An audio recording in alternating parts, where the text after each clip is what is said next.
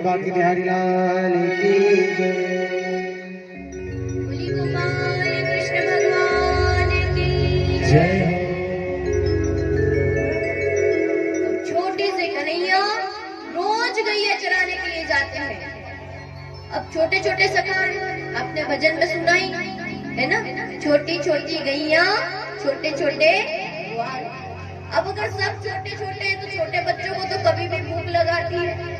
कोई काम किया नहीं, इधर थोड़ा बहुत खेले नहीं कि भूख लगाई। अब कन्हैया के साथ भी यही हुआ। कन्हैया के जितने सखा हैं, तो कन्हैया की उम्र कितनी है? 4.5 वर्ष की। अब जब भगवान गए तो उस समय जितने भी सब थे, जितने भी सखा थे, वो बोल पड़े कन्हैया भूख लगी है। सब कहने लगे कन्हैया हमें तो बड़ी जोरों की भूख लगी। भगवान ने कहा अगर आप सबको भूख लगी है तो फिर तो मुझे भी भूख लगी है। ठाकुर को तब भूख लगाती है जब उनके भक्तों को भूख लगती है।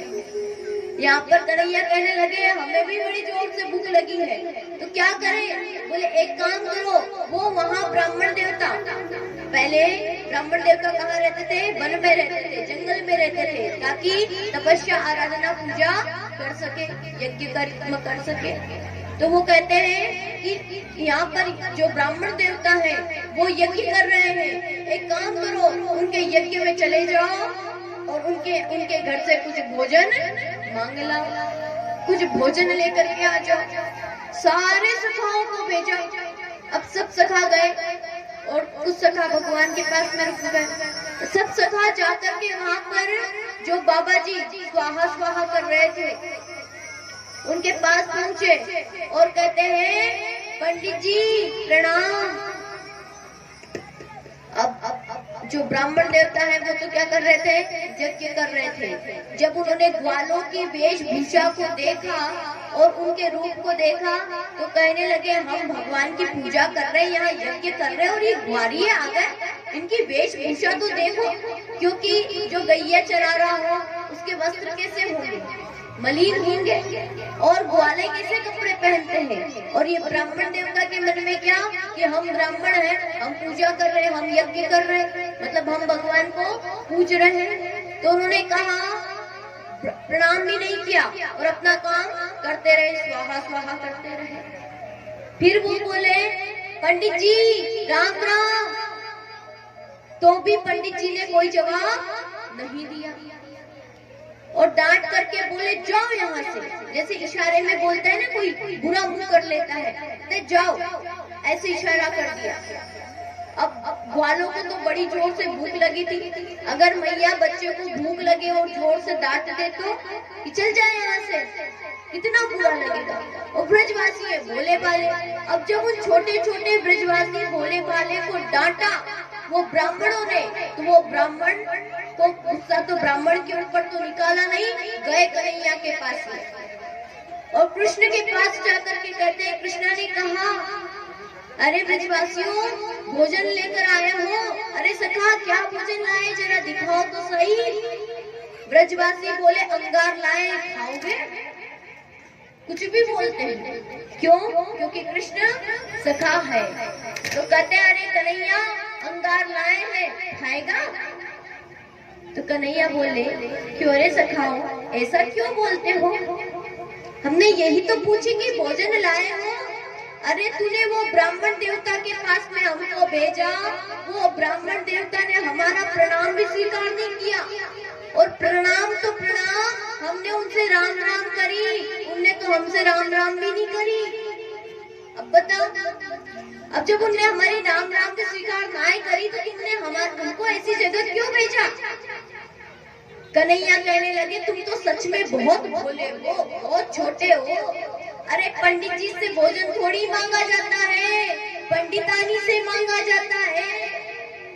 माता से मांगते तो भोजन मिलता, क्योंकि माताओं के अंदर दया होती है, करुणा होती है। भोजन बनाने वाली तो वो, तो देगा कौन? जो बनाता है वही तो देगा। अब पंडित जी बना करके थोड़ी देंगे। ब्रजवासी बोले कन्हैया अब की बार गए और कुछ गड़बड़ हो गई तो? भगवान बोल रहे मैं बोल रहा हूँ ना, एक बार चुप। और कहते हैं कि न ग्रहम ग्रह मिथ्याहु ग्रहणी ग्रह उच्यते। घर को घर नहीं कहते बल्कि गृहिणी को ही घर कहते हैं। आपका घर किससे बनता है? आपका घर आपकी गृहिणी से ही बनता है। आपकी जैसी गृहिणी होगी, जैसी आपकी घरवाली होगी, वैसा ही आपका घर बन जाएगा। अगर आपकी घरवाली बहुत शांति प्रिय और बहुत मधुर भाषिणी होगी तो आपके घर में भी मधुरता आ जाएगी। और अगर आपके घर में कोई, यहाँ तो होंगी नहीं माताएं, सब बहुत भक्ति स्वरूपा प्रेम स्वरूपा दिखाई देती है हमें। इनके अंदर भक्ति भी अधिक है, क्योंकि इनके अंदर भक्ति नहीं होती तो आपसे ज्यादा संख्या इनकी थोड़ी होती, इन्हीं की संख्या अधिक है और प्रेम से खूब कथा श्रवण करती है।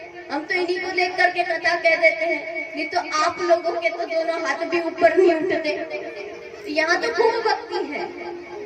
तो भक्ति अगर माताओं के अंदर है तो आप सबके भी अंदर आ जाएंगे। संस्कार अगर माता में है तो बच्चे में भी संस्कार आ जाएंगे। इसलिए कहा जाता है, हमेशा देखते हैं माताओं को, बहनों को बहुत परेशानी होती है कि सारे नियम सारे व्रत उपवास और सारी जितने भी नियम है हम ही क्यों करें, आप क्यों नहीं करें?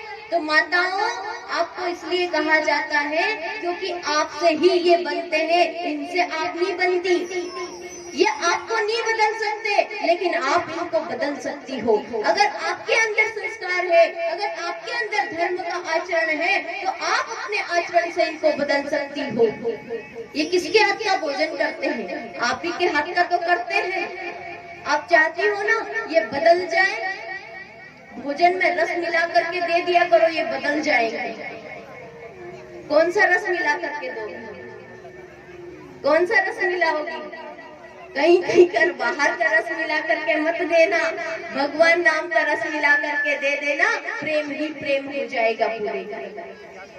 भगवान नाम का रस, संस्कारों का। इसलिए कहते हैं न ग्रहम ग्रह मिथ्याहु ग्रहणी ग्रह उच्यते। आपके होने से ही घर का निर्माण होता है। तो आप कैसे? यहाँ पर उन्होंने कहा कि जाओ अब की बार जाना और माताओं से भोजन मांग करके लेकर आना। भगवान के सखा बोले थे, फिर से चले हैं। अब पंडित जी स्वाहा स्वाहा करते हुए हवन कर रहे हैं, यज्ञ कर रहे हैं। पंडित जी देख रहे कि ब्रजवासी छोड़ा फिर से आ गया और आए तो आए, घर में ही घुसे चले जा रहे, देख भी नहीं रहे। और पंडित जी बोल नहीं सकते, पंडित जी यज्ञ कर रहे हैं तो बोले कैसे?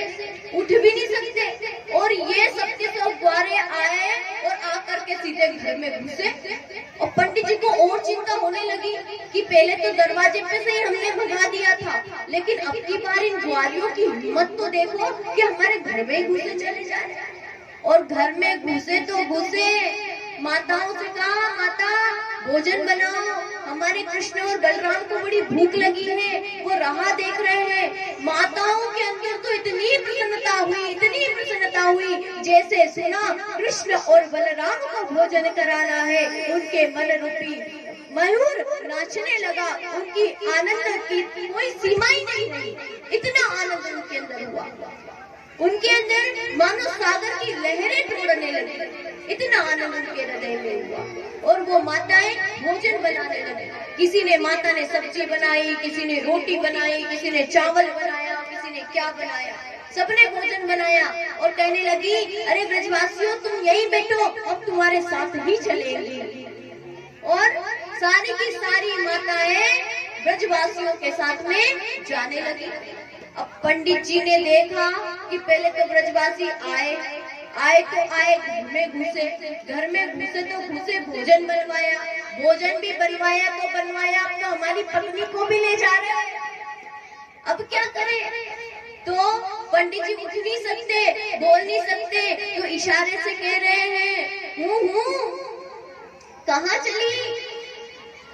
तो माताओं के पास में एक बहुत बड़ी चीज है, और वो क्या है? घूंघट। घूंघट में बड़े बड़े काम हो जाते हैं, जो आपके काम नहीं होते वो इनके काम घूंघट में हो जाते हैं। कौन कौन से काम? जब घर में कुछ बुरा हो जाए, किसी की मृत्यु हो जाए, रोना हो, तो रोना चाहे नहीं आ रहा हो, अब रोना भी तो ही नहीं पड़ता है, आपको तो नहीं रोना पड़ता, अपनी भी रोग चल जाएगा काम, लेकिन इनको रोना पड़ता है। अब बेचारा एक दिन रोए, 2 दिन रोए, मरे आदमी को कितने दिन रोए?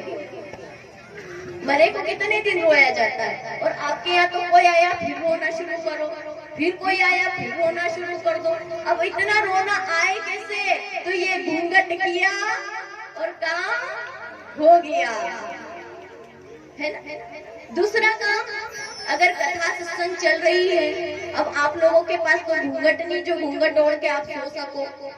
माताओं के पास में अगर इनको ज्यादा नींद आ रही हो तो घूंघट किया, आराम समाधि में पहुंच गए। 6 दिन में एक ही बात समझ में आई। तो घूंघट से बड़े बड़े काम हो जाते हैं। यहाँ पर माताओं ने घूंघट का प्रयोग किया और पंडित जी पूछ रहे थे कहाँ चली? तो माताओं ने घूंघट लिया, आड़ किया और धीरे से खिसक ली। अब माताएं चल दी। पंडित जी सोच रहे अब वापस तो आएंगी, जाएंगी कहाँ? माताओं ने सोचा अभी जाए तो सही, आने की बाद में सोचेंगे, और चल दी।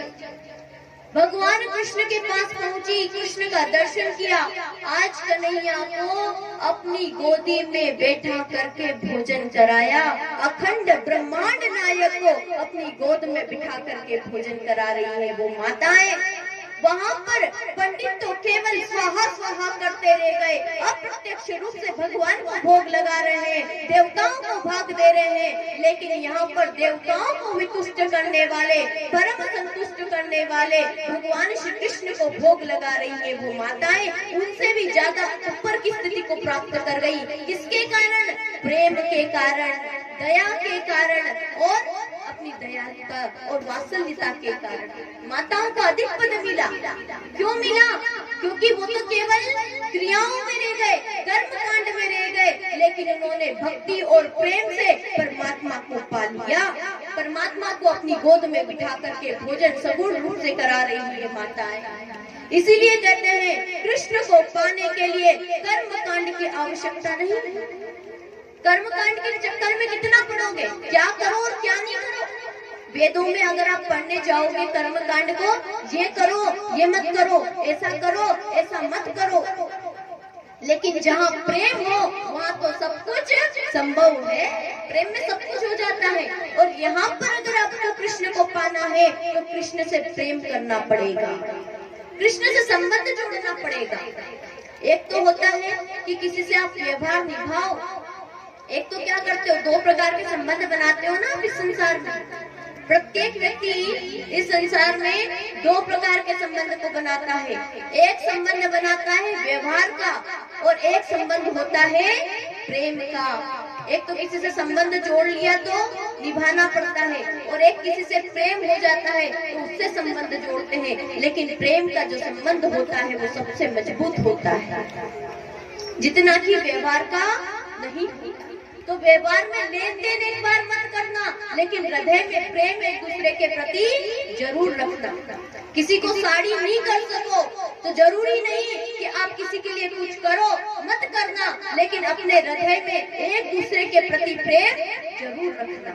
ये महत्वपूर्ण है। यहाँ पर माताओं ने जब भगवान को भोजन करा दिया तो कहती है कन्हैया अब हम यहीं रहेंगी, अब घर नहीं जा सकती, क्योंकि पंडित जी इशारे से पूछ रहे हैं कहाँ जा रही हो, शायद अब हमें घर में घुसने नहीं देंगे, अब हमें घर में थोड़ी आने देंगे।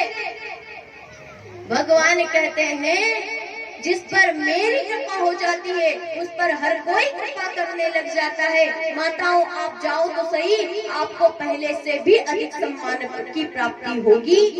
आप एक बार जाओ तो सही, क्योंकि वहाँ पर जब यहाँ पर भोग लगाया भगवान को उन ब्राह्मणियों ने, तो वहाँ पर सारे ब्राह्मणों को पता चल चुका था कि किसको भोग लग रहा है, किसको भोग लग रहा है, वहाँ पता चल चुका था।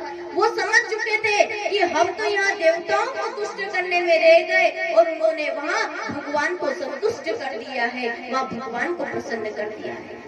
और कहते भी हैं, जहाँ पर कृपा राम की होई, ता पर कृपा करहि सब कोई।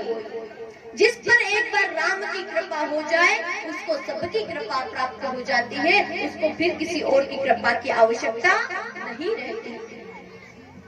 ब्राह्मणियों ने भोजन तो करा दिया, भगवान ने पा भी लिया, वापस घर को गई, ब्राह्मण देवताओं ने उनका सम्मान किया। आगे कथा आती है कि सारी गोपियां भगवान को पति रूप में प्राप्त करने के लिए व्रत करती हैं और सबकी सब प्रातः काल जल्दी उठ करके 4 बजे यमुना जी में स्नान करती है और माता कात्यायनी का पूजन करती है और पूजन करके एक ही वर मांगती है। और क्या वर मांगती है? कात्यायनी महामाया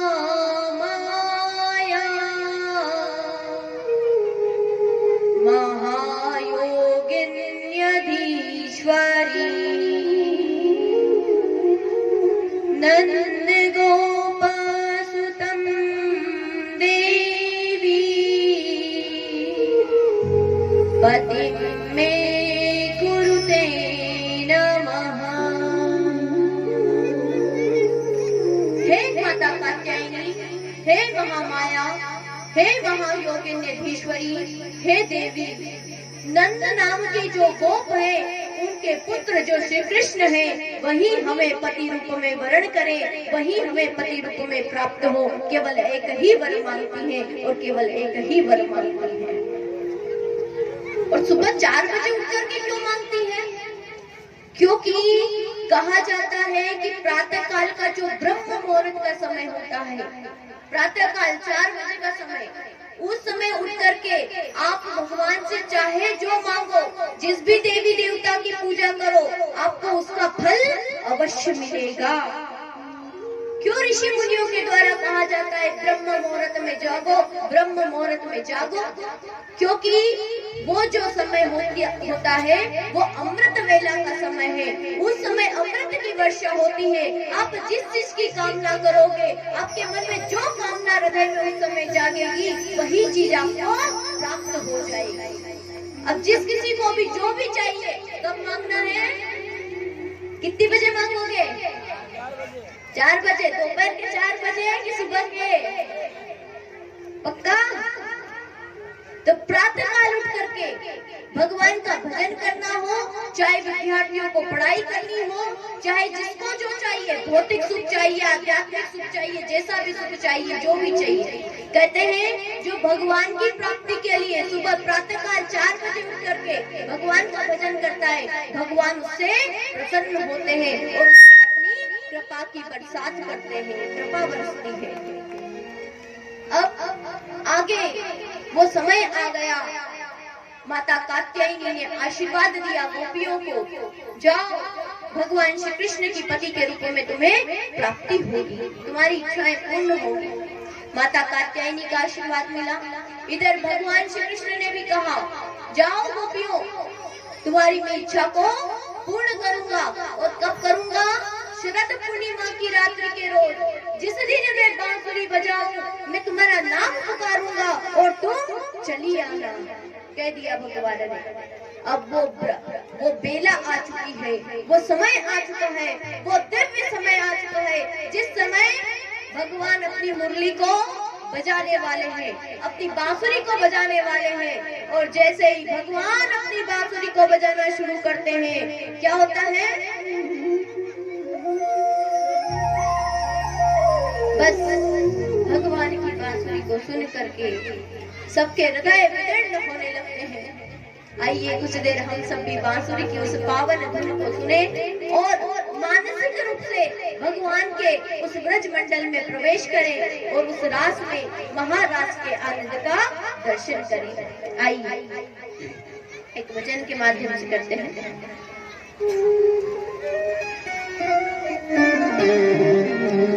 हो बास की बांसुरिया में गणो इतरा में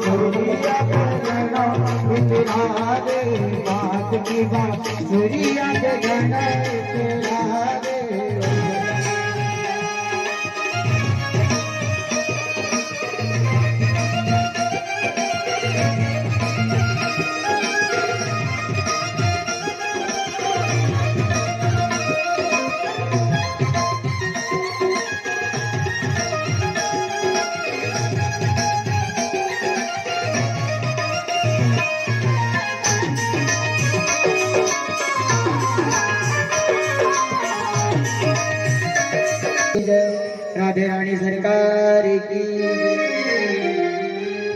बोली राज बिहारी लाल की जय।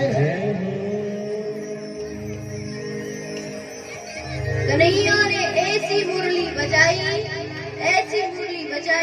कि सारी की सारी गोपियां अपनी सुध बुध छोड़ करके भगवान के पास में दौड़ी चली आई। हजारों गोपियां आई भगवान के पास में, और ये गोपियां कोई केवल एक स्त्री नहीं है। जोर से बोलेंगे राधे राधे राधे राधे। आवाज नहीं आई, हमें तो नहीं सुनाई दी। राधे राधे। पीछे वाले आगे वाले कोई देख पा रहे हैं क्या? पीछे वाले भी यही बैठे हैं, यही सत्संग पंडाल में इसी में बैठे हो आप सब भी। राधे राधे। यहाँ पर कन्हैया की बांसुरी को सुनकर सबकी सब गोपियां आई। अब देखो 2:30 तो बज गए, समय है नहीं कि पूरी रास की कथा श्रवण कराएं। फिर भी संक्षिप्त रूप में रास की कथा श्रवण कराने का प्रयास करते हैं। गोपियां आई और जैसे ही गोपियां आई भगवान कहते हैं स्वागतम वो महाभागा प्रियम किम करवाणी व। स्वागत करता हूँ। आप सब गोपियों का स्वागत है। बताओ तुम सब गोपियां यहाँ क्यों आई? आप किसी के घर जा रहे हो, वो आपका स्वागत भी कर रहा है और ऊपर से पूछ रहा है यहाँ क्यों आए। पहले तो बुलाया, फिर बुला करके स्वागत किया और ऊपर से कह रहा है यहाँ क्यों आए। गोपियां शांत हो गई। अब कोई आपसे पूछ ले किसी के घर जाओ भैया यहाँ क्यों आए, क्या जवाब दोगे? चुप हो जाओगे ना। किसी के भी घर जाए और जा करके वो आपसे ये पूछे कि भैया यहाँ कैसे आना हुआ, क्यों आए, तो व्यक्ति चुप हो जाएगा। गोपियां भी चुप हो गई, कुछ भी नहीं कह पा रही है। तो भगवान कह रहे हैं, भगवान उत्तर दे दे, क्योंकि भगवान बड़े टेढ़े हैं। तो भगवान उत्तर दे रहे, अच्छा रजन्येशा घोर रूपा घोर सत्वा निषेविता, अच्छा तुम इस घोर रात्रि में यहाँ क्यों आई? भगवान कहते हैं दृष्टम वनम कुसुमितम राकेश रंजितम, तुम इस वन को देखने के लिए आई हो, इस चंद्रमा को देखने के लिए आई हो, इन सबको देखने के लिए आई हो। अच्छा देखो ये चंद्रमा कितना अच्छा प्रकाशित हो रहा है, इस वन को भी देख लो कितना सुंदर है, और अगर देख लिया हो तो जाओ यहाँ से, अगर देख लिया हो तो जाओ। इतना जब गोपियों ने सुना तो अब सब्र का पारा टूट चुका। कहने लगी कन्हैया हम आपसे मिलने के लिए आए, हम आपको पाने के लिए आए हैं, और आज तक आप हमें जीवों को मनाते आए हो, छोड़ते आए हो, लेकिन आज आप हमें छोड़ करके नहीं जा सकते, हम आपके बुलाने पर आए हैं। भगवान कह रहे हैं तुम अपने पतियों को छोड़ करके यहाँ आई, अपने बच्चों को छोड़ करके आई, अपने परिवार को, भाई बंधु को छोड़ करके यहाँ आई इतनी रात्रि को। यहाँ पर गोपियों के द्वारा भगवान को बहुत सुंदर बात बताई जाती है, कौन किसका पति, कौन किसका पिता और कौन किसका बच्चा। कन्हैया ये बात बताओ कि वास्तव में सबके पति कौन है, हम सबके पति कौन है? क्या वो शरीरधारी कोई पति है जिनकी आप बात कर रहे हैं? वास्तव में देखा जाए तो है श्री कृष्ण, आप ही तो हम सबके पति हैं, हम ही तो हमारे आज सच्चे पति के पास में आए हैं। और क्यों है इस बात को केवल एक ही माध्यम से श्रवण करेंगे, क्योंकि अधिक समय हमारे पास समझाने का भी बचा नहीं है। यहाँ पर बताया क्योंकि ये जो शरीर हमारा है, आज ये शरीर है और कल अगर ये मर गया, ये शरीर खत्म हो गया, जब ये शरीर खत्म हो गया तो हमारी आत्मा दूसरे शरीर में चली गई। अब बताओ ये शरीर का पति है कि आत्मा का पति है? अगर आत्मा का पति होता तो जब हम ये जल करके चली जाएंगे, दूसरे शरीर में जाएंगे, तो वही का वही पति वापस आना चाहिए कि नहीं आना चाहिए? जो आज है, जो आपकी आज पत्नी है, क्या वही पत्नी आपके अगले जन्म में भी होगी? क्यों जो बच्चा आज आपका है वही बच्चा आपका अगले जन्म में भी होगा?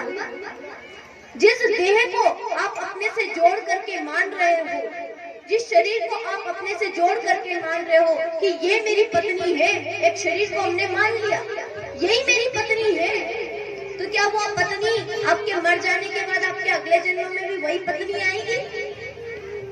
नहीं आएगी। क्या वही शरीर आपको वापस मिलेगा? नहीं मिलेगा। वही पत्नी वही बच्चा आपको मिलने वाला नहीं है वापस। ये तो देह कपड़ा है, जैसे कितने ही कपड़े बदले ना, ऐसे आज तक कितने ही बच्चे हो गए आपके, कितने ही पिता हो गए, कितनी ही पत्नियां हो गई, सब बदलता जा रहा कपड़े की भांति।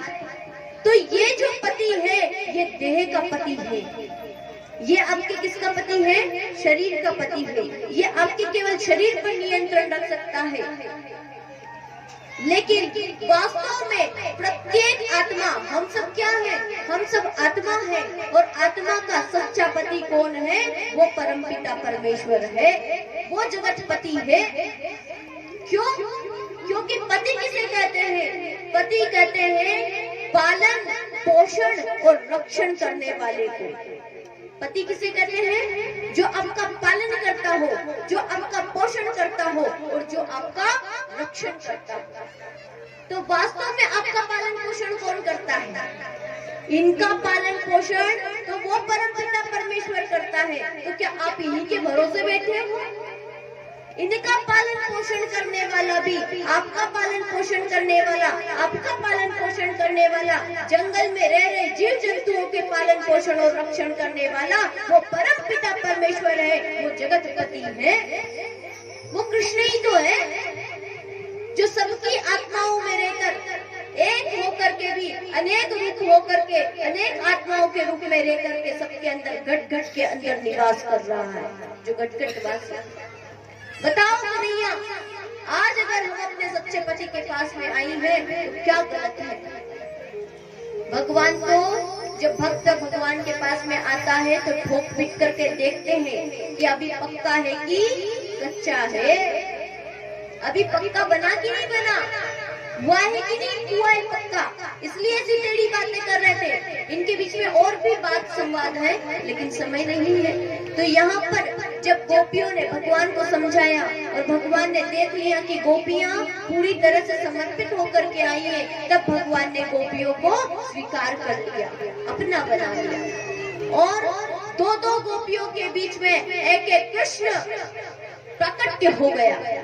प्रत्येक गोपियों के बीच में जितनी गोपियां उतने ही श्री कृष्ण हो गए और उतने के उतने श्री कृष्ण होकर के सभी गोपियों के साथ में नृत्य करने लगे। यहाँ पर भोले बाबा ने देखा आकाश मंडल से, सभी देवता देख रहे, भोले बाबा ने भी देखा और भोले बाबा से रहा नहीं गया।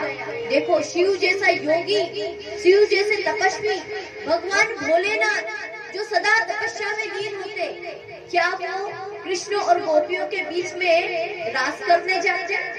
क्या भगवान भोलेनाथ नृत्य करने जाते? अगर कोई साधारण नृत्य होता तो क्या भगवान भोलेनाथ नाचने जाते, रास में प्रवेश करते? लेकिन भगवान भोलेनाथ भी अपनी तपस्या छोड़ करके, अपना वो ध्यान छोड़ करके चाहते हैं कि आज मैं भी ब्रजमंडल में जाऊं और ब्रजमंडल में जा करके रास करूं, मैं भी रास में भाग ले सकूं। माता पार्वती कहती है कि वहाँ पर कोई पुरुष नहीं जा सकता, वहाँ पर केवल स्त्री जा सकती है। और स्त्री का मतलब क्या? स्त्री का मतलब कोई देह से नहीं है कि कोई शरीर से स्त्री हो जाए। स्त्री का मतलब है जिसके अंदर भगवान की सेवा का भाव आ जाए, जिसके अंदर दासत्व का भाव आ जाए, जिसके अंदर अपने के पति के प्रति दास का भाव हो, सेवा का भाव हो, समर्पण का भाव है। स्त्री कहते हैं समर्पण को, स्त्री कहते हैं भक्ति को, स्त्री कहते हैं वात्सल्यता को। आपके अंदर अगर वात्सल्यता है, आपके अंदर अगर भक्ति है, आपके अंदर अगर दया है तो वही स्त्री है। स्त्री किसी शरीर को नहीं कहा।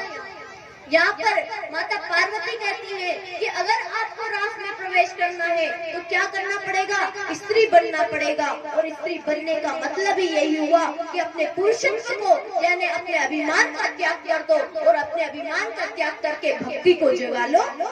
जब आपकी भक्ति आपके हृदय में जाग जाती है तब आपका परमात्मा से मिलन हो सकता है। जब तक आपके अंदर अभिमान है तब तक आप परमात्मा के साथ रास नहीं कर सकते।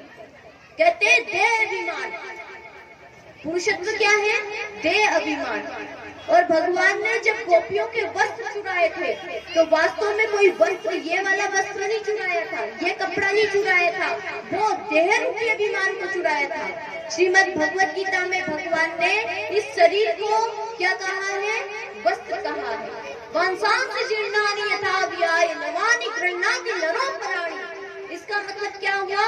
ये देह रूपी वस्त्र को चुराना, और देह रूपी वस्त्र को चुराने का मतलब है देह अभिमान को छीन लेना। अब गोपियां एक स्त्री नहीं रही, एक लड़की नहीं रही, कोई नहीं रही, वो क्या हो गई है? वो जीवात्मा हो गई है। और अब भगवान सारी गोपियों के साथ में नृत्य करते हुए, और वहाँ पर बाबा भोलेनाथ भी आते हैं। और बाबा भोलेनाथ क्या बन करके आते हैं? गोपी बन करके आते हैं, गोपी का रूप धारण करके आते हैं। तो कहते हैं जैसे ही प्रेम की भक्ति की नदी में भगवान भोलेनाथ डुबकी लगाते हैं, भगवान क्या बन जाते हैं? भगवान भोलेनाथ। बोली गोपेश्वर महादेव की। भगवान भोलेनाथ भी यहाँ पर गोपी बन गए। तो अब हम सब भी गोपी बन करके रास में प्रवेश करेंगे। गोपी बन करके, भगवान की गोपी, जीवात्मा बन करके भगवान के रास में प्रवेश करते हैं। आइए सब रास नृत्य करेंगे कुछ क्षणों के लिए।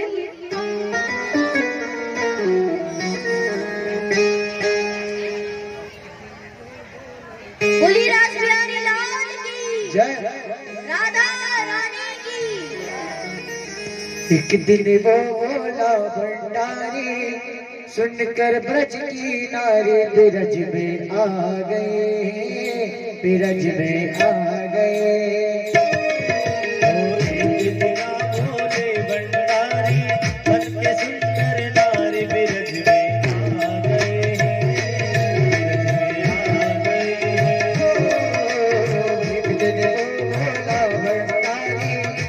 ब्रज की नारी वृंदावन आ गए, ब्रज में आ गए।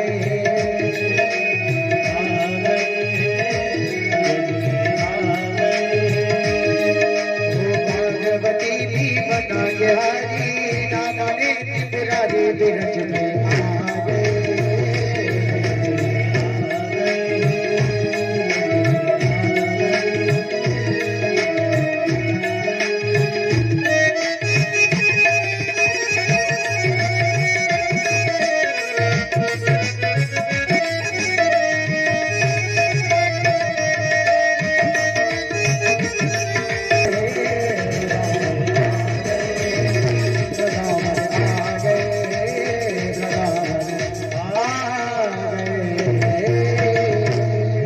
बोलिए महाकाल सरकार की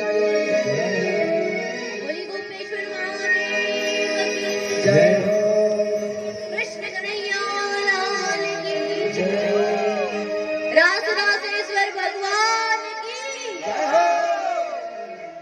भगवान ने ऐसा रास रचा, ऐसा रास रचा कि जीव और परमात्मा एक हो गया। जीव और परमात्मा में भिन्नता नहीं रही। यहीं से गोपियों के अभिमान के कारण भगवान अप्रकट हो जाते हैं। उनके अभिमान के कारण उन्हें दिखाई नहीं देते हैं। लेकिन जब वापस वो यमुना रूपी भक्ति के पास पहुंचती हैं, तब भगवान वापस अपने रूप को प्रकट करते हैं और गोपियों को महारास का आनंद देते हैं। इसके पश्चात अब यहाँ पर भगवान की बाल लीलाएं समाप्त होने को आई हैं, पूर्णता की ओर है। आगे उधर कंस के पास में नारद जी पहुंच गए। नारद जी ने सोचा कि कंस का वध भी तो करवाना है। अभी संत का काम क्या है? इधर उधर घूम करके लोगों का कल्याण करना, लोगों का उद्धार करवाना। तो नारद जी कंस के पास गए और कंस से कहने लगे, अरे तुम्हारा काल है ना, वो तुम्हारा काल कृष्ण, वो धीरे धीरे बड़ा हो रहा है, उसे कब मारोगे? उसे मारना भी है कि नहीं है? कंस बोला, महाराज आप बिल्कुल सही बात कर रहे हो, मुझे कंस को मारना है, लेकिन मैं जितने भी दैत्य भेजता हूँ उसको सबको वो कृष्ण मार देता है। बताओ मैं क्या करूँ? तो यहाँ पर कंस महाराज को नारद जी कहते हैं, एक काम करो, वो जो शिव जी ने तुम्हें धनुष दिया है ना, उसका धनुष यज्ञ रखवाओ और उस धनुष यज्ञ में कृष्ण बलराम को बुलाओ और कृष्ण बलराम को बुला करके धोखे से पीछे से मार देना। नारद जी कह रहे हैं कंस को। कहा कि मैं कृष्ण को पहचानूंगा कैसे?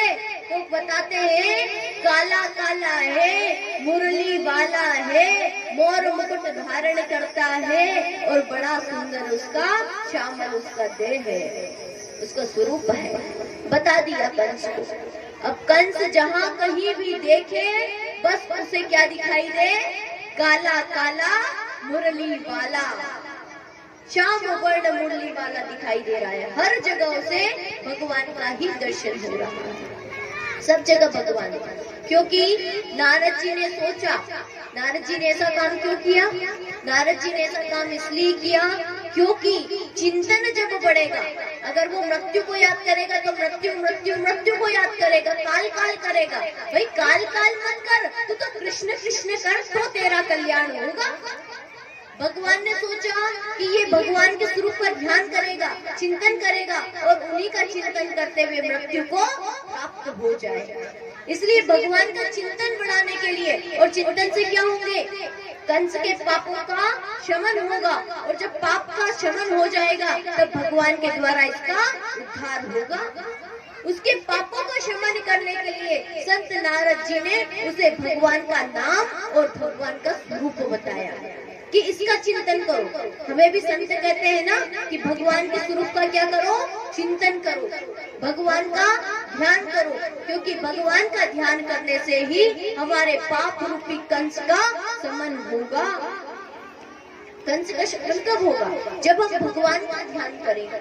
यहाँ पर बता दिया कंस को, कंस ने अक्रूर जी को भेजा, और जैसे ही अब अक्रूर जी गए हैं, अक्रूर जी कहाँ गए? वृंदावन की भूमि पर गए। वृंदावन में पूरे में ब्रजमंडल में खबर पहुंच गई कि अक्रूर जी कन्हैया को लेने के लिए आए हैं, कृष्ण को लेने के लिए आए हैं। और जैसे ही ब्रजमंडल में ये खबर पहुंची, सबने अन्न जल का त्याग कर दिया, मानो सांस लेना भी छोड़ दिया। वहाँ की गैया ने, वहाँ की गाय ने घास खाना बंद कर दिया, चेतन जड़ की भांति हो गया। पूरे ब्रजमंडल में केवल और केवल पूरा सन्नाटा छा गया, कोई कुछ नहीं कर रहा, कोई भी कुछ नहीं कर रहा। अब जैसे ही यहाँ पर अक्रूर जी ने कहा कि मैं कन्हैया को लेने के लिए आया हूँ, यशोदा मैया भोग पा रही थी, प्रसाद ग्रहण कर रही थी, उन्होंने अपना प्रसाद वहीं छोड़ा और रुदन शुरू कर दिया, अश्रुधारा प्रवाहित कर दी। और अश्रुधारा प्रवाहित करते हुए कहने लगी, चाहो तो हे अक्रूर तुम मेरे प्राणों को ले जाओ, लेकिन कृष्ण और बलराम को मत लेकर के जाओ, कृष्ण बलराम को मत ले जाओ। तुम्हें चाहिए तो तुम मेरे प्राण अभी के अभी ले लो, लेकिन कृष्ण बलराम को लेकर के मत जाओ। रात्रि भर देखा, कोई ब्रजमंडल में सोया नहीं, किसी को नींद नहीं आई। सारी की सारी गोपियां नंद रानी के महल के बाहर खड़ी हैं, पूरे ब्रज में भीड़ लगी पड़ी है, सब भगवान के द्वार पर खड़े हैं। क्यों रे कन्हैया, क्या तू हमें छोड़कर चला जाएगा? क्यों रे कृष्ण, तू हमें छोड़ करके जा सकता है? कन्हैया, तू हमारे बिना कैसे रहेगा लाला? ए कन्हैया, तू तो हमारे बिना रह सकता है, लेकिन हम तेरे बिना नहीं रह सकते। हमारे प्राण चाहे तो तू ले ले, लेकिन तेरा साथ मत छोड़ कन्हैया, मत छोड़। कन्हैया रथ में विराजित हो गए, सखाओं से कहते हैं मुझे जाना पड़ेगा। सखाओं से, कुछ सखाओं से कहा तुम भी चलो। कुछ सखाओं को भगवान ने अपने साथ धर लिया। गायें भी रंभा रही हैं और अश्रु प्रवाहित करती हुई ऊंचा मुख करके देख रही है। और यशोदा मैया जैसे ही कन्हैया का रथ चलने को उद्यत हुआ, मैया रोती हुई दौड़ती हुई अपने वस्त्रों को, अपने आभूषणों को बिखेरती हुई चली आई। कन्हैया, कन्हैया रुक जा कन्हैया, आज तू मत जा। कन्हैया, तू जा रहा है, शायद तू इसलिए जा रहा है क्योंकि तू जब बालक था, मैंने थोड़े से माखन के लिए तुझे उखल से बांधा था। कन्हैया, तू जा तो रहा है, लेकिन इस बात को कभी याद मत करना, इस बात को याद मत करना कि मैंने थोड़े से माखन के लिए तुझे उखल से बांधा था। गोपियां भगवान के रथ के सम्मुख सो गईं और सोते हुए कहती हैं, अगर तुम्हें जाना है तो हमारे प्राणों को ले जाओ, हमारे प्राणों का भी हरण कर लो प्रभु, हम नहीं जाने आए। भगवान ने सबको समझाया, भगवान का रथ आगे बढ़ा, सब ब्रजवासी भगवान का दर्शन, भगवान के उस रथ का दर्शन करते रहे। कब तक? जब तक कि उसकी ध्वजा दिखती रही। उस रथ से उड़ने वाली धूल का भी वो दर्शन करते रहे, देखते रहे टकटकी लगा करके। शायद हमारे कन्हैया को हमारी याद आ जाए, शायद मेरे कृष्ण को मेरी याद आ जाए, शायद हमारे कन्हैया को हमारी याद आ जाए। बस इसी भाव से टकटकी लगा कर देख रहे हैं और कहते हैं कि जितने भी सखा और यशोदा मैया, नंद बाबा, सबके सब भगवान की नित्य प्रतीक्षा किया करते थे, नित्य प्रतीक्षा करते थे। यहाँ पर भगवान जब पहुंचे मथुरा में, तो मथुरा में पहुंचते ही सारे ग्वाल बाल सखा भगवान से कहने लगे, अरे कन्हैया चल एक काम करते हैं, पूरी मथुरा को देख के आते हैं, मथुरा कैसी है। भगवान तो मथुरा पहुंच गए और मथुरा में सब सखा कह रहे हैं, चल कन्हैया आज अपन मथुरा देख करके आते हैं। और मथुरा को जब देखने के लिए पहुंचे, मथुरा में सभी माताओं ने भगवान का स्वागत किया। यहाँ पर भगवान पहले वस्त्रों के लिए धोबी घाट पर पहुंचे और भगवान ने अपने सखाओं के लिए धोबी से वस्त्र बनवाए और धोबी का भी उद्धार कर दिया।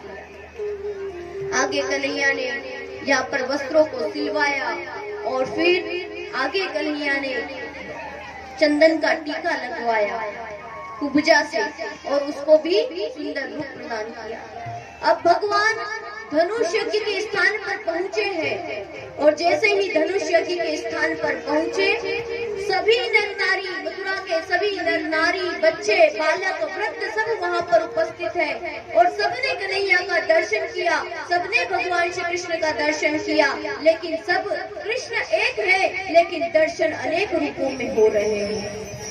कृष्ण तो एक थे, कृष्ण तो वही थे, 11 वर्ष 55 दिन के कृष्ण एक है, लेकिन सबको अलग अलग रूपों में दिखाई दे रहे हैं। वहाँ की जो माताएं हैं उनको कृष्ण एक बालक के रूप में दिखाई देता है, जो युवतियां हैं उनको कृष्ण युवक के रूप में दिखाई दे रहा है, और जो बच्चे हैं उनको सखा के रूप में दिखाई दे रहा है, और जो वृद्ध है उनको भी कृष्ण बालक के रूप में दिखाई दे रहा है। जो ज्ञानी है उनको ब्रह्म के रूप में दिखाई देता है, जो भक्त है उनको भगवान के रूप में दिखाई देने लगे, और कंस को तो साक्षात काल के रूप में दिखाई देने लगे।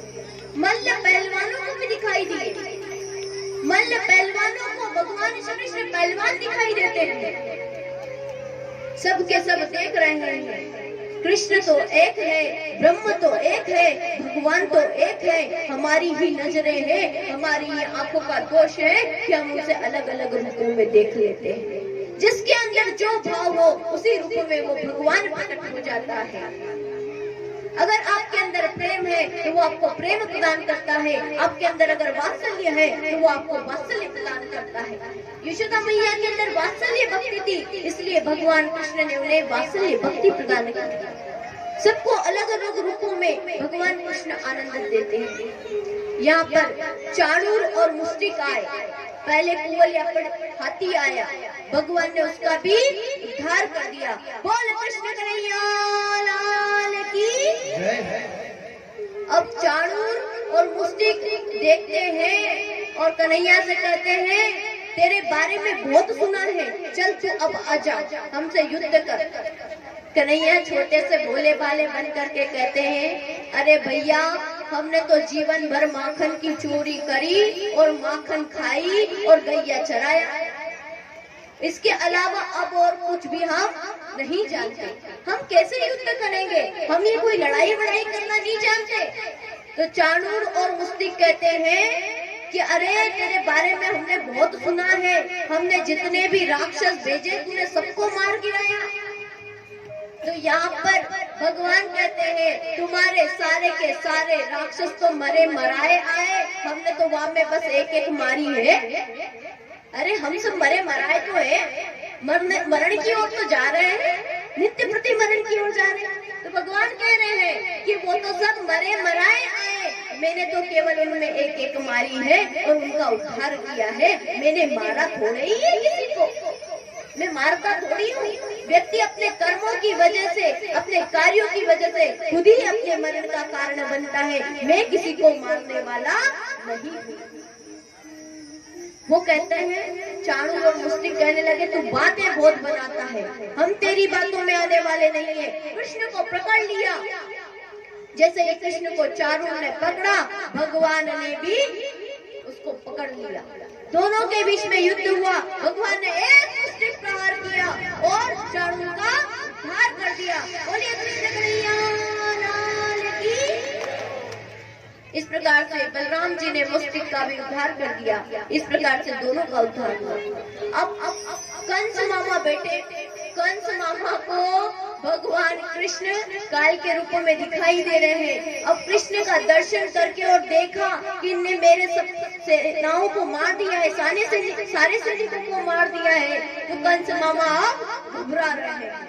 बैठे नहीं जा रहा, समझ में नहीं आ रहा क्या करे। चारों ओर कृष्ण कृष्ण कृष्ण कृष्ण दिखाई देने लगे, कुछ समझ में नहीं आ रहा, कृष्ण ही कृष्ण दिखाई दे रहे। अब भगवान ने एक छलांग लगाई और सीधे कहाँ पहुँच गए?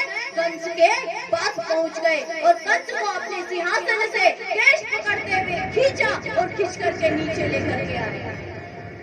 और कंस कहता है, अरे कन्हैया छोड़, बालों से तूने पकड़ा है, मुझे बड़ी तकलीफ होती है। तो यहाँ पर कन्हैया कह रहे हैं कि तूने भी तो मेरी माता को रथ से पकड़ करके नीचे लेकर के आया था, अब तुझे समझ में आया कितना कष्ट होता है। आज तुझे पता चल रहा है, तूने भी मेरी माता देवकी को कष्ट दिया था, तब तुझे समझ में नहीं आया। तो समझ में नहीं आता है, जब हम पाप कर्म करते हैं हमें समझ में नहीं आता कि इसका परिणाम क्या होगा, इसको कैसा भुगतना पड़ेगा। जो पाप कर्म, जो दुख आप दूसरों को दे रहे हो, वही दुख तो आपके सामने आने वाला है, वही दुख आपके सम्मुख आएगा एक न एक दिन। जो कर्तव्य कर्म, जो कर्म कंस ने किए, जो पाप कर्म किए, वही पाप कर्म अब कंस के सामने दिखाई दे रहे हैं। कंस को सारे पाप कर्म दिखाई दे रहे जो जो उसने किया। और कहते हैं कि जब जब व्यक्ति का मृत्यु का समय आता है, उसको सारे कर्म दिखते हैं, उसने क्या अच्छा किया क्या बुरा किया। जैसे टीवी चलती है ना, विवाह की एक वो बनाते हो आप सीडी, तो क्या करते हो, विवाह तो हो जाता है, विवाह के बाद में उसको चला करके देखते हो। ऐसे ही भगवान आपका जब मृत्यु का समय आता है, आपके कर्मों की सीडी आपके सामने चलाते हैं और कहते हैं, देख तू तेरे कर्मों को देख, अब इन सारे कर्मों की सजा तुझे मिलने वाली है। सब कर्मों की सीडी चलती है। ऐसा ही कंस के सामने हो रहा। कंस को भगवान कह रहे हैं, आंखें खोल और मुझे देख। कंस ने अपनी आंखें बंद कर ली। जब हम मरेंगे तो ऐसे मरना कि आपके कर्मों को देख करके आपकी आंखें खुली हो और आपके मुख पर प्रसन्नता हो। ऐसे कर्म मत करना कि अपने ही कर्मों को देख न सको। आंखें बंद कर लो अपने ही कर्मों को देख करके। ऐसा मत करना कि अपने ही कार्यों को तुम देख न सको। कंस ने आंखें बंद कर ली, क्यों? क्योंकि अपने कर्मों को, अपने काल को देख नहीं पा रहा। यहाँ पर भगवान कहते हैं, आंखें खोल और मुझे देख, मेरा दर्शन कर।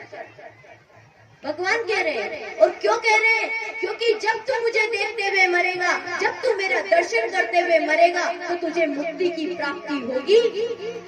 ऐसा समय कहाँ आता है कि देहांत काले वो सामने हो और मुरली बजाते मन को लुभाते हो। ऐसी मृत्यु।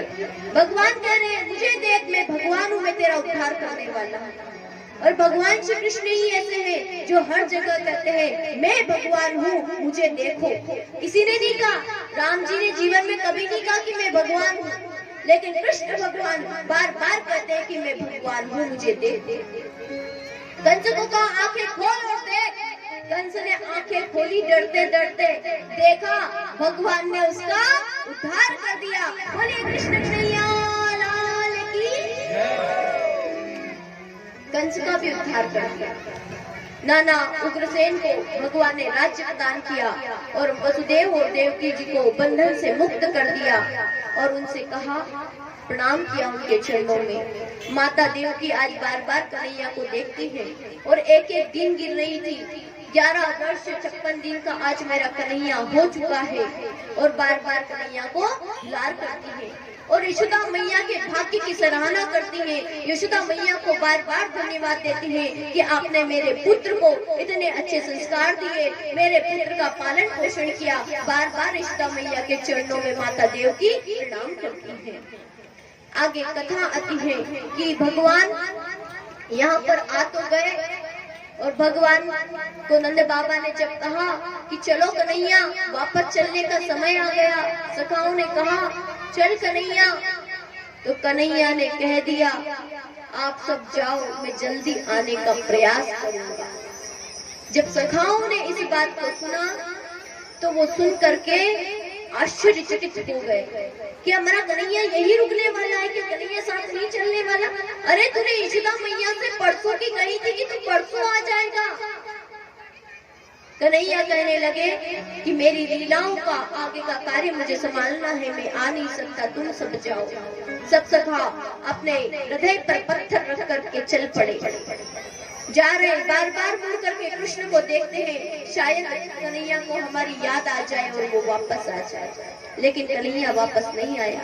जब कृष्ण को एक दिन ब्रज की बहुत याद आई, उद्धव जी को भेजा। दो कारण था, एक तो उद्धव को भक्ति सिखानी थी, क्योंकि जीवन में कहते हैं केवल ज्ञान से काम नहीं चलता। जीवन में जब तक व्यक्ति के भक्ति नहीं आती, जब तक वो अधूरा रहता है। और यहाँ पर उद्धव जी ब्रह्म ज्ञानी तो हो गए, ज्ञान तो अर्जित कर लिया, लेकिन उनके जीवन में अब तक भक्ति रस प्रकट नहीं हुआ था। इसलिए भक्ति रस को प्रकट करने के लिए उद्धव को भगवान श्री कृष्ण ने कहाँ भेजा? वृंदावन भेजा। वहाँ पर उद्धव जी ने भक्ति का दर्शन किया और भक्ति रस में डूबे हुए वापस मथुरा में आए और ऐसे भक्ति रस में सरोवर हुए कि अपने आप को भी भूल गए।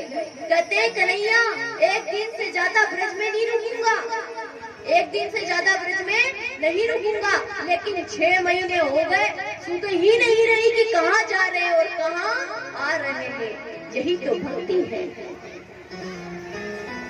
अब यहाँ पर जरासंध भगवान पर 17 बार आक्रमण करते हैं मथुरा पर, और 18वीं बार जब आक्रमण करते हैं तो पंडितों को बना लेते हैं, बंदी बना लेते हैं और कहते हैं अगर इस बार मैं हारा तो पंडितों तुम सबको जेल में डाल दूंगा, और अगर जीता, उस कृष्ण से मैं जीत गया तो तुम सबको इतना दान दूंगा, इतना दान दूंगा कि घर में बैठ करके खाओगे।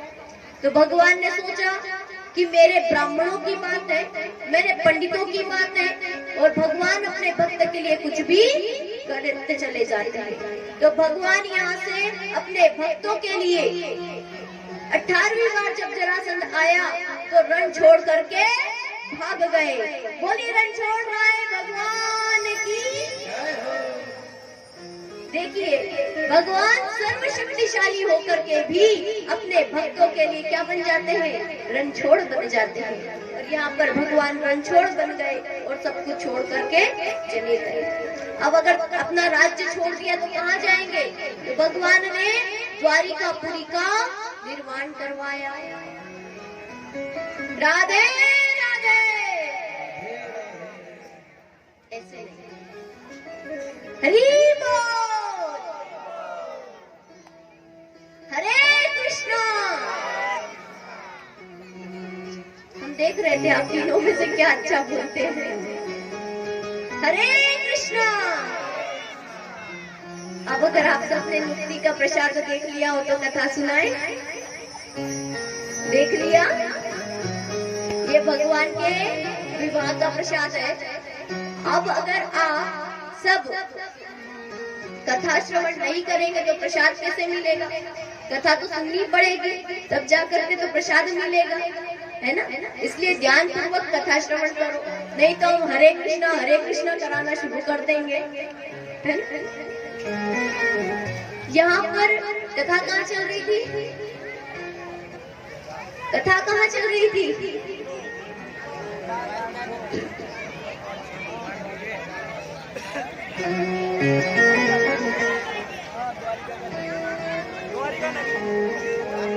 चलो एक भजन का आनंद लेते हैं, भजन से शायद पता चल जाएगा हरि हरि हरि कथा कहाँ चल रही है। बोलिए रणछोड़ भगवान की जय। जीवन की डोर तुमसे बांधी है सावरे, जीवन की डोर तुमसे बांधी है सावरे, जीवन की डोर तुमसे बांधी है सावरे, ओ दर्शन की भी करेगा, दर्शन की भी करेगा, मेरा है बावरे, जीवन की डोर तुमसे बांधी है सावरे।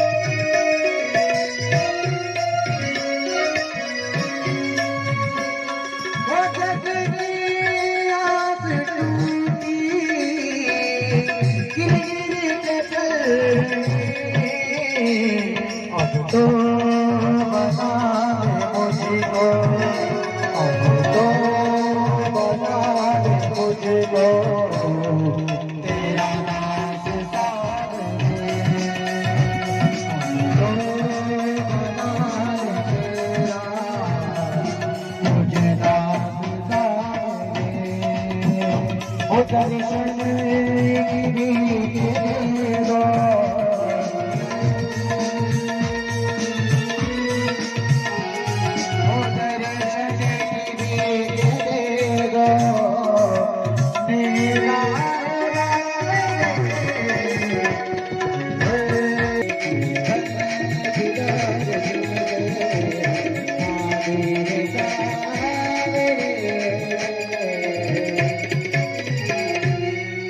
बोलिए बांके बिहारी लाल की जय, रणछोड़ भगवान की जय। बोलिए कृष्ण कन्हैया लाल की जय। भगवान ने जब उनकी मथुरा से तो उन्होंने छोड़ दिया, रणछोड़ राय बन गए, तो अब क्या किया, द्वारिकापुरी का निर्माण करवा लिया। विश्वकर्मा जी को बुलाया और कहा द्वारिकापुरी का निर्माण करो। अब भगवान पहले तो ग्वाले थे, पहले गोपाल कृष्ण कहलाते थे, गोविंद कहलाते थे, है ना, मथुराधिपति कहलाते थे, लेकिन अब क्या कहलाते हैं, द्वारिकाधीश कहलाते हैं। बोले द्वारिकाधीश भगवान की। अब भगवान जब द्वारिकाधीश बन गए हैं, भाई आप सबके भी जीवन में अगर सारी चीजें मिल जाए, है ना, बड़े हो गए, युवा हो गए, मकान बन गया, नौकरी लग गई, पैसा फूफाल हो गया, अब क्या चाहिएगा, अब क्या चाहिए, घर वाले क्या कहेंगे, विवाह करा दो या विवाह कर लो। भगवान ने सोचा बलराम जी का तो विवाह हो गया, अब किसका विवाह होना चाहिए, हमारा होना चाहिए। तो यहाँ पर रुक्मणी जी जो कि विदर्भ देश के राजा की पुत्री है, उन्हें समुद्र से या नदी से प्राप्त हुई है, तो वो कह रहे हैं कि हमारी जो पुत्री है उसका विवाह करना चाहिए। और विवाह कैसे किया जाए, तो उनको पढ़ा लिखा करके बड़ा किया, और जब बड़ा कर दिया तो अब बारी आई विवाह की। तो पहले विवाह कैसे होते थे, स्वयंवर रचा जाता था, स्वयंवर रचा जाता था। तो यहाँ पर जो रुक्मणी जी के भाई है रुक्मी, वो कह रहे हैं कि देखो स्वयंवर तो रचाया जाएगा, लेकिन तुम्हें क्या करना है, शिशुपाल आएगा, शिशुपाल के गले में ही वरमाला डालना, किसी और के गले में वरमाला मत डालना। रुक्मी ने पहले ही समझा दिया रुक्मणी जी को कि केवल और केवल किसके गले में माला डालनी है, शिशुपाल के गले में। यहाँ पर रुक्मणी जी स्वयं माता लक्ष्मी का अवतार है, और लक्ष्मी केवल किसको वर्ण कर सकती है, नारायण भगवान को। तो यहाँ पर रुक्मणी जी चिंतित हो रही है कि अगर मेरा विवाह शिशुपाल से हो गया तो फिर क्या होगा, इसलिए वो बड़ी चिंता करती है। और रुक्मी की जो पत्नी है, उनकी भाभी है, उनके पास जाकर के कहती है कि मेरा भैया ने तो शिशुपाल से विवाह की बात पक्की कर दी है, लेकिन मैं शिशुपाल को नहीं चाहती, मैं तो द्वारिकाधीश को चाहती हूँ, मैं उनसे विवाह करना चाहती हूँ, क्या करूँ। तो भाभी जी ने कहा कि एक काम करो, पत्र लिख दो। तो यहाँ पर उन्होंने पत्र लिखा, और पत्र क्या लिखा, श्रुत्वा गुणान भुवन सुंदर। एक शब्द है, श्रुत्वा गुणान भुवन सुंदर, हे त्रिभुवन सुंदर नाथ, मैंने आपके बारे में सुना है। क्या किया है, केवल सुना है, आपको कभी भी देखा नहीं है। एक तो होता है ना, किसी के बारे में सुनो, किसी को देखो, लेकिन भगवान का तो विषय ऐसा है जिसको सुनकर ही उनसे प्रेम हो जाता है। अच्छा, जिसने भी आज तक भगवान से प्रेम किया है, उन्होंने कभी भगवान को पहले देखा नहीं देखा, लेकिन क्या करते हैं, कथा जब श्रवण करते हैं, उनका जब सत्संग सुनते हैं, उनकी कथाओं को जब सुनते हैं, तब कृष्ण से प्रेम हो जाता है। तो जिसके बारे में सुनकर ही जिससे प्रेम हो जाए। और दूसरी बात, कृष्ण की विशेषता क्या, सुंदर में भी सुंदर, इतने सुंदर कि त्रिभुवन में उनके समान कोई सुंदर नहीं। तो भगवान यहाँ पे रुक्मणी जी प्रश्न पत्रिका लिख रही है और खुद ही उत्तर देती है। आइए भजन के माध्यम से श्रवण करते हैं। ओ सावरिया तारा नाम हजार, केसर लिखो को पत्रे, सावरिया तारा नाम हजार, केसर लिखो को पत्रे, सावरिया तारा नाम हजार, कैसे लिखूं तुमको पत्रे, सावरिया तारा नाम हजार, कैसे लिखूं तुमको पत्रे। ओ सावरिया तारा नाम हजार, कैसे लिखो को पत्रे, सावरिया तारा नाम हजार, कैसे लिखूं तुमको पत्रे, ओ कैसे लिखूं तुमको पत्रे, सावरिया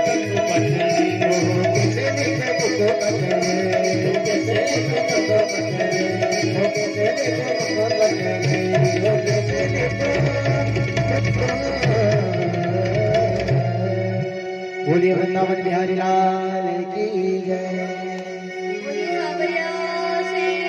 की जय।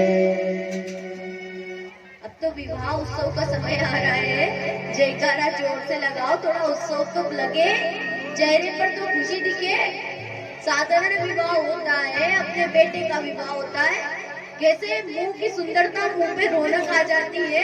तो यहाँ द्वारिकाधीश का विवाह होने जा रहा है, पत्र लिखा जा चुका है, तब क्या होना चाहिए, मुख पर परम प्रसन्नता होनी चाहिए। बोले जय जय श्री राधे।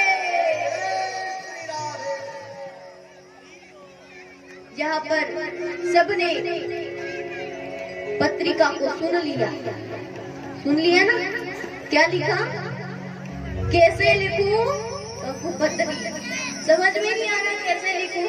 नाम एक तो भाई किसी के नाम से लिखी जाए तो नाम का भी पता नहीं, स्थान का पता नहीं, फिर भी माता पत्रिका लिख रही है और पत्र लिख दिया और पत्र लिखने के बाद में पहुंचा दिया। अब जब पत्र पहुंचा द्वारिकाधीश के पास में, पंडित जी बोले अगर पत्र पढ़ लिया हो तो अब मैं जाऊं? द्वारिकाधीश बोले जाऊं नहीं, चले, अकेले कहाँ जाऊं, हम भी चलते हैं साथ में। अब द्वारिकाधीश भी साथ में बोलिए। और द्वारिकाधीश जा रहे थे, रास्ते में कौन आ गए? बलराम जी उधर से आ रहे थे। बलराम जी कहने लगे क्यों रे कन्हैया, कहाँ जा रहा है? अरे लाला तू कहाँ जा रहा है? तो पंडित जी को लेके। अब कन्हैया कैसे कहे कि हम विवाह में जा रहे हैं, लड़की भगाने जा रहे हैं, कैसे कहे? तो कन्हैया चुप हो गए, बोले वही जा रहे हैं। अरे कन्हैया जा तो रहा है, वही जा रहा, लेकिन ये तो बता कहाँ जा रहा है? अरे बस वही जा रहे हैं। इतने में वो पंडित जी सोचे इनके वही के चक्कर में यही रह जाएंगे, तो बोल पड़े अरे विदर्भ देश जा रहे हैं, विदर्भ देश, कुंडिनपुर जा रहे हैं, कुंडिनपुर। बस बलराम जी ने सुना, अच्छा लाला तू बड़ा हो गया है, मुझे तो पता ही नहीं था कि तू इतना बड़ा हो गया। मैंने सोचा मेरा कन्हैया अभी छोटा है। नहीं जरूर जाना चाहिए, मेरा कन्हैया किसी से कम थोड़ी ही है। अब यहाँ बलराम जी को लग रहा है विवाह में जा रहे हैं, लेकिन कन्हैया तो क्या करने जा रहे हैं? क्या करने जा रहे हैं? वही जो बचपन की आदत है ना। तो कन्हैया पहुंच गए। यहाँ पर सबको पता है रुक्मी जो है उसने खूब सुरक्षा व्यवस्था करवाई है कि कहीं कृष्ण आकर के हमारी बहन को लेकर ना चला जाए। उसके मन में भय था, इसलिए उसने खूब सुरक्षा व्यवस्था की। 10,000 सैनिक लगाए थे माँ रुक्मणी के साथ में। माता रुक्मणी के साथ में सारे सैनिक गए। माता कात्यायनी का पूजन करने गई। माता कात्यायनी का पूजन किया। करनी माता कात्यायनी का पूजन, और पूजन करके माता को प्रणाम किया तो माता ने एक फूल गिरा दिया और माता रुक्मणी को आशीर्वाद दे दिया। अब बात पक्की हो गई कि अब कन्हैया जरूर आएंगे, अब द्वारिकाधीश जरूर आएंगे। रुक्मणी मैया डरती भी सारी, और लंबी पूजा करे, और लंबी पूजा करे, शायद नहीं आए तो अभी बाहर नहीं आए होंगे, क्योंकि यहीं से तो जाना है, नहीं तो यहाँ से सीधे मंडप में तो विवाह हो जाएगा। इसलिए लंबी पूजा की, प्रणाम किया। जैसे ही माला गिरी अब पक्का हो गया कि अब द्वारिकाधीश आ जाएंगे। तो माता जी वापस चली है, बाहर सीढ़ियों तक पहुंची, और सीढ़ियों तक पहुंची उधर द्वारिकाधीश का रथ आकर के खड़ा हो गया। 10,000 सैनिक एकदम सावधान हो गए। वो आ गया, अरे वो श्याम सुंदर आ गया, वो द्वारिकाधीश आ गया, दौड़ने लगे। और जैसे ही रथ की ओर दौड़े और श्याम सुंदर शरीर को देखा, उनके रूप का दर्शन किया, सब कुछ भूल गए। देखते ही रहे, ऐसे देखने लगे मानो कभी देखा ही नहीं हो। कोई देखता है अरे इसकी आंखें तो देखो कितनी सुंदर है, कोई कहता है आंखें क्या देखता है, इसके क्या मुखमंडल को तो देख कितना सुंदर है, कोई कहता है इसके मुकुट को तो देखो हीरो मणियों से जड़ा हुआ है, अरे कोई कहता है इसके चरण पादुका को तो देखो सोने की है, सोने की, अरे सोने की है वहां तक तो ठीक है, हीरे जड़े हैं चरण पादुका में भी। कोई कहता है वस्त्रों को ही देखते रहोगे, ऊपर नीचे ही देखते रहोगे, अरे चाल तो देखो क्या मतवाली चाल चलता है। सब सैनिक देख रहे थे, बस देखते ही रह गए। इतने में भगवान ने रुक्मणी जी को रथ में बिठाया और ले गए। रुक्मी आया, रुक्मी जानता था गड़बड़ जरूर होगी। रुक्मी को लगा बहुत देर हो गई, अब तक रुक्मणी जी नहीं आई। तो रुक्मी आया, अरे कहाँ है रुक्मणी, कहाँ है रुक्मणी, कहाँ है? एक सैनिक बोला कहाँ है? अंदर होगी। अंदर तो नहीं है, कहाँ गई? तो कोई इधर पूछता, कोई उधर पूछता। एक सैनिक धीरे से हंसते हुए बोला ले गया, जिसकी थी वो ले गया। तो बोले रोका क्यों नहीं? बोले इसलिए नहीं रोका, जो तुम कर रहे थे मैं भी वही कर रहा था, तुम सब निहार रहे थे मैं भी निहार रहा था। और भगवान रुक्मणी जी का हरण करके ले गए। अब जब रुक्मणी जी का हरण करके ले गए, रास्ते में रुक्मी आया, शिशुपाल आया, रोकने का प्रयास किया, भगवान ने उनको युद्ध में हरा दिया। रुक्मी के पिताजी आए और भीष्मक राजा ने आकर के कहा कि जब ये छोटी थी, जब संत नारद आए थे और उन्होंने कहा था इसके पति केवल वासुदेव श्री कृष्ण हो सकते हैं और कोई भी इसका पति नहीं हो सकता, इसलिए हे रुक्मी तुम जिद छोड़ो और इसका विवाह हमें अच्छी विधि से संपन्न करने दो। यहाँ पर रुक्मी ने हाँ कर दी। अब माता रुक्मणी का विवाह अच्छे से होने जा रहा है। उन्होंने कहा भगवान आप ऐसे छुड़ा करके लेके मत जाओ, अभी आपके घर जाओ, बारात लेके आना, फिर हम हमारी कन्या को भेजेंगे विधि विधान के साथ में। अब भगवान यहाँ पर क्या कर रहे हैं, बारात लेकर के आ रहे हैं और मैया रुक्मणी जी श्रृंगार कर रही है। आइए भजन के माध्यम से अब हम विवाह में प्रवेश करते हैं। बोली द्वारिकाधीश भगवान की, रुक्मणी मैया की, कृष्ण कन्हैया लाल की।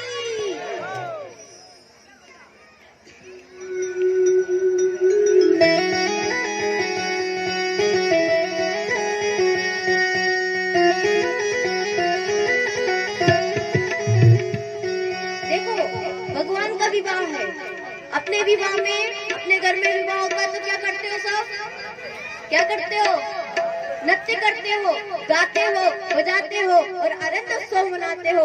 यहाँ पर द्वारिकाधीश का विवाह है, अखंड ब्रह्मांड नायक का विवाह होने जा रहा है। तो सबको क्या करना है, जो नृत्य नहीं कर सकते, जिनको नृत्य करना नहीं आता, वो दोनों हाथ ऊपर उठाकर ताली बजाते हुए भगवान का स्वागत करेंगे।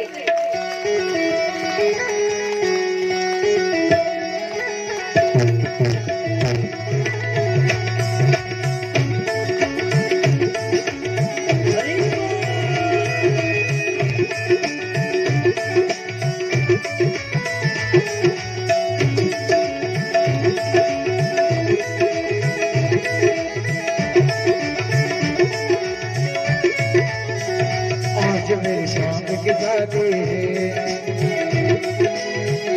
आज मेरी शाम की शादी है, आज मेरी शाम की शादी है, आज मेरी शाम की शादी है। लगता है लगता है जैसे कि ब्रह्मांड की शादी है, आज मेरी शाम की शादी, आज मेरी शाम की शादी,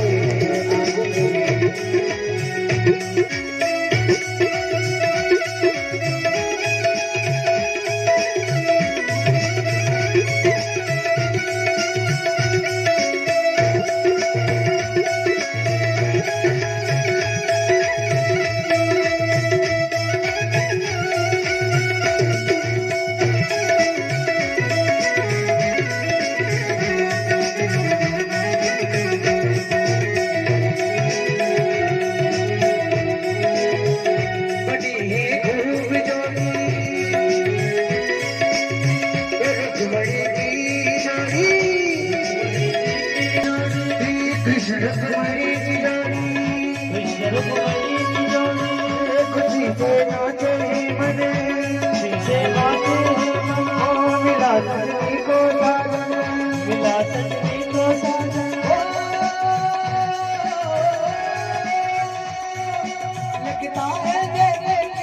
भगवान की शादी है, आज मेरी शाम की शादी है, आज मेरी शाम की शादी है, आज मेरी शाम की शादी है, आज मेरी शाम की शादी है। ओ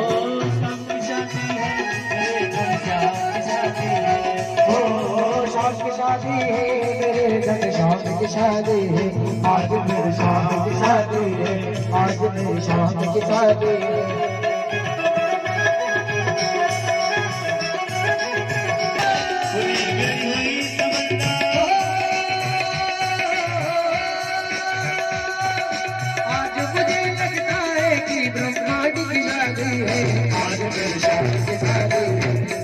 द्वारिकाधीश भगवान की जय। हो गया विवाह, कर लिया दर्शन सबने।